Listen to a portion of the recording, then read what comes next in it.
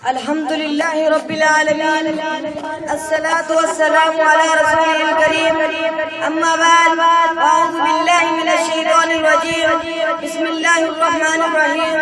قال الله تعالى في القرآن المجيد: إنا أعطيناك الكوثر فصل لربك وانحر إن شانئك هو الأبتر. صدق اللہ العظیم.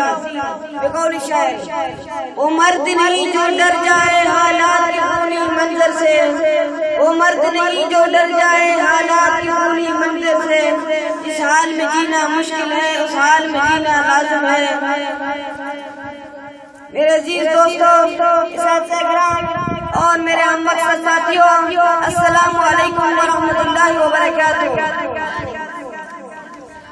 آج کی اس پر رونق محفل میں میری تقریر کا عنوان ہے یوم آزادی. میرے عزیز دوستو، آپ کو بخوبی معلوم ہے کہ 14 اگست 1947 کو پاکستان بھارت وجود میں آیا تھا. اسی مناسبت سے ہم 14 اگست کو یوم آزادی کے طور پر مناتے ہیں. ہم اللہ تعالیٰ کا شکر ادا کرتے ہیں کہ اللہ تعالیٰ نے ہمیں دشمن کے جنگل سے نکال کر ہمیں الگ نصیب فرمایا. میرے عزیز دوستو، بڑے صغیر کے مسلمانوں نے پاکستان کو کلمہ توحید اور قومی نظریے کی بنیاد پر حاصل کیا. اس وقت مسلمانوں کی زبان تک ایک ہی نعرہ تھا کہ پاکستان کا مطلب کیا؟ لا الہ الا اللہ.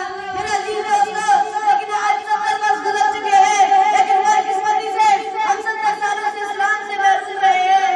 کیونکہ پاکستان آزاد ہونے کے بعد ایسے لوگ مسلط ہوئے وطن آزادی پر جن کا اسلام کے ساتھ کوئی تعلق نہیں، جن کے بارے میں قائد اعظم رحمۃ اللہ نے فرمایا کہ میں دیکھ رہا ہوں کہ میری جیب میں کچھ کھوٹے سکے ہیں. میرے عزیز دوستو، آپ کو پتہ ہے کہ یہ کھوٹے سکے کیا ہو سکتے ہیں؟ یہ کھوٹے سکے آج کے سیکولر حکمران ہیں. میرے عزیز دوستو، آج ہم جس ملک میں رہ رہے ہیں یہ ملک میں آسانی سے حاصل نہیں ہوا. اس ملک کو حاصل کرنے کے لیے ہزاروں لوگ شہید ہو گئے، ہزاروں عورتیں بیوہ ہو گئی، ہزاروں ماؤں اور بہنوں کی عزتیں لوٹ گئی. میرے عزیز دوستو، اس ملک کو حاصل کرنے کے لیے ہمارے آبا و اجداد نے ہر قسم کی قربانیوں کا درخت کیا. میرے عزیز دوستو، اللہ تعالیٰ نے پاکستان ہمارے لیے اعلان کیا ہے. اللہ تعالیٰ نے ہمارے لیے ایسا ملک عطا فرمایا ہے جو ہر قسم کے معدنیات سے مالا مال ہے.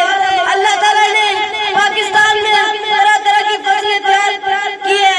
اللہ تعالیٰ نے پاکستان کو صحیح لوگ عطا فرمائے ہیں جن کا ایک مثال ہمارے سامنے ڈاکٹر عبدالقدیر کے صورت میں موجود ہے. میرے عزیز دوستو، قائد اعظم رحمۃ اللہ سے پوچھا گیا تھا کہ پاکستان کا دستور کیا ہے، تو قائد اعظم رحمۃ اللہ نے فرمایا پاکستان کا دستور وہ دستور ہے جو 1400 سال پہلے نبی مہربان صلی اللہ علیہ وسلم پر نازل ہوا. میرے عزیز دوستو، تو مغرب پرست لوگوں نے کہا قائد اعظم تو سیکولر ہے، ان کا مذہب کے ساتھ کیا تعلق؟ میرے عزیز دوستو، میں ان سے پوچھنا چاہتا ہوں اگر وہ سیکولر تھے تو اس نے مسلمانوں کے لیے الگ ملک کیوں بنوائے؟ کیا وجہ تھی؟ کیا اس نے اپنے پوری زندگی اس وطن پر منسوخ کر دی؟ میرے عزیز دوستو، اللہ تعالیٰ سے دعا ہے کہ اس ملک کو قیامت تک بندہ رکھے اور اس ملک کو اسلامی قیادت نصیب فرمائے. آخر میں یہ شعر پڑھ کر اپنی جگہ لوں گا. اسلام اگر منظور نہیں، قرآن اگر دستور نہیں، اسلام اگر منظور نہیں، قرآن اگر دستور نہیں، تو لعنت ہے ایسی آزادی پر، یہ ملک یہ پرچم کچھ بھی نہیں. وما علینا الا البلاغ المبین.